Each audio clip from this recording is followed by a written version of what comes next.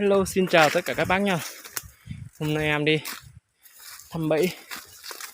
Cách đây 2 ngày thì em đã đi về, tuy nhiên thì về thì định ra luôn, nhưng mà do công việc nên em đã để 2 đêm.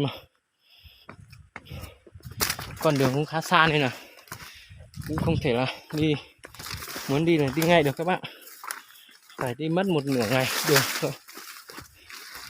Và cũng có công việc đột xuất nên là mình đi xong mình sẽ thu bẫy luôn các bác nhé. Và để xem kết quả như thế nào thì các bác cùng mình đi xem là có đạt được kết quả gì hay không. Đây các bác ạ, thảo quả, những cái lâm sản ngoài gỗ của Việt Nam đây là thảo quả đấy các bác nhé. Tuy nhiên thì cái này là của họ thôi, với lại cũng vừa mới trồng không lâu nên là vẫn chưa tốt cho lắm. Nhìn thì thế thôi nhưng mà quả thì lại rất là có giá trị. Tuy nhiên thì wow, được một con nhưng mà khá là bé. Đây các bác nhé, khá là bé. Mình sẽ thu luôn.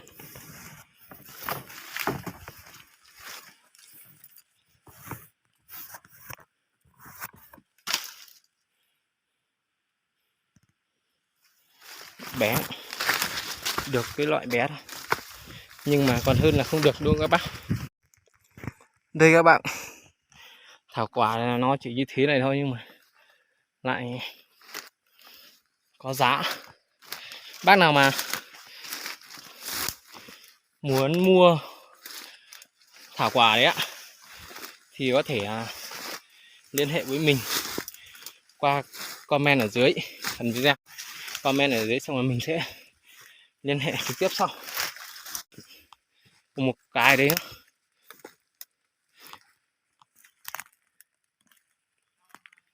may quá, được một em sóc. Nhưng mà em này là mình nghĩ là không phải là được hôm nay mà hôm qua nào, nên là gần chết rồi các bác nhá. Đấy, gần chết rồi, phải nói là khá là may. Đấy là bị kẹp ở trên đấy ạ, gần sắt nách luôn đấy ạ. Còn giả dụ mà bình thường là kẹp ở gần đầu ngón tay các thứ là bị sổng rất là nhiều rồi. Em thường hay bị sổng cực kỳ nhiều luôn. Bác nào có nhu cầu mua chuột hoặc là sóc các thứ ạ, bạc mã cũng liên hệ luôn với em ạ. Em thì cũng không chuyên cho lắm đâu, nhưng mà vẫn thường hay đi, thỉnh thoảng có hàng các bác nhé. Nhưng mà mình là không ship xa, chỉ ship gần thôi ạ, gần trong huyện thôi, nên là ngoài huyện nhưng mà lân cận cũng được ạ.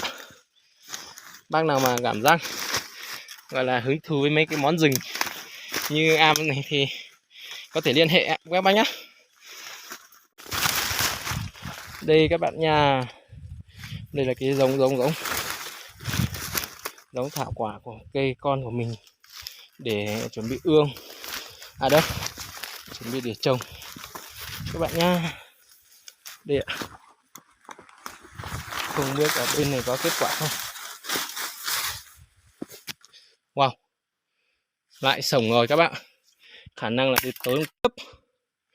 Đây các bác nhá, đây các bác xem đi ạ, lại rồi, lại bị con gì đó thịt hết rồi.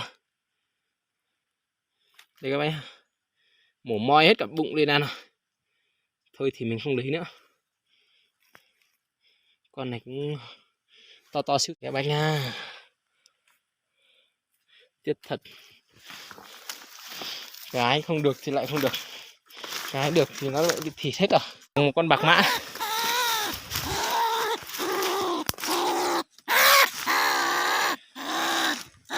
rất là hung luôn các bác nhé. Mình sẽ vụt cho nó gụt một chút đi để cho nó đỡ hung, mình sợ tí nó. Ô,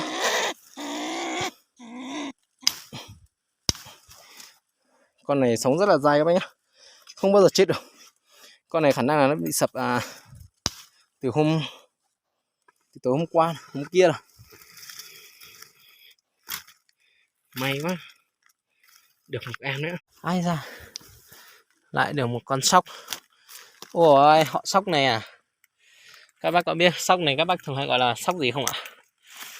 Tiếc thế, cái loại sóc này mình không thích cho lắm các bác nhé. Đấy, món rất là dài.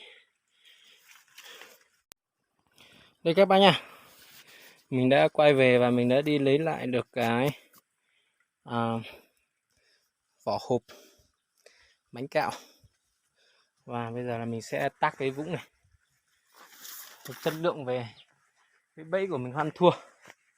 Và bây giờ mình sẽ tác cái vũng này để xem là có kết quả hay không và có được ăn hay không thì các bác cùng đợi nhé. Đợi xong làm xem là mình làm như thế nào, nhưng mà rất là tắc nước đây. Mình sẽ tác cạn xem có sản phẩm gì không các bác nhá. Nước cũng khá nhiều nên là mình chắc cũng phải tác khá lâu các bác nhé.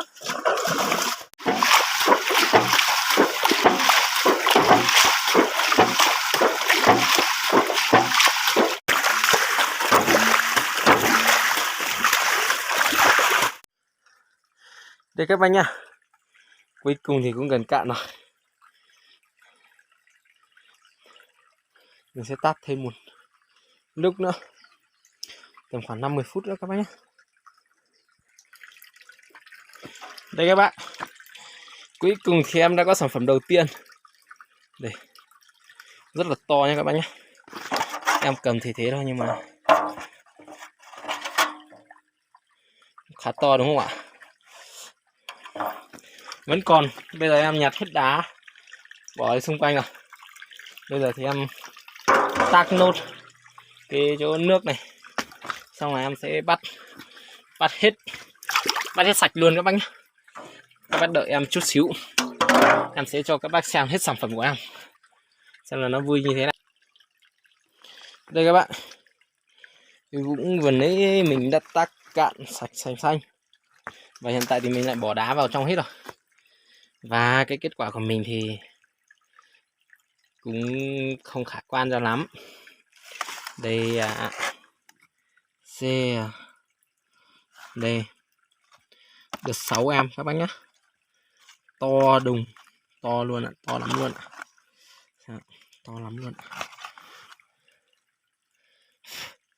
Đây, khá là to, được 6 em.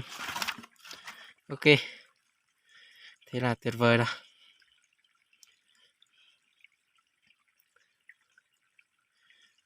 Thế là mình bắt đầu đi về thôi.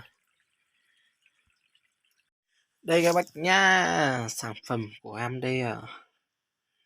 Đây mấy chú ếch đây, mấy chú ếch khổng lồ của em đây, rồi là mấy con chuột khổng lồ của em đây bằng cái ngón tay các bạn, bạc mã, rồi là một con sóc.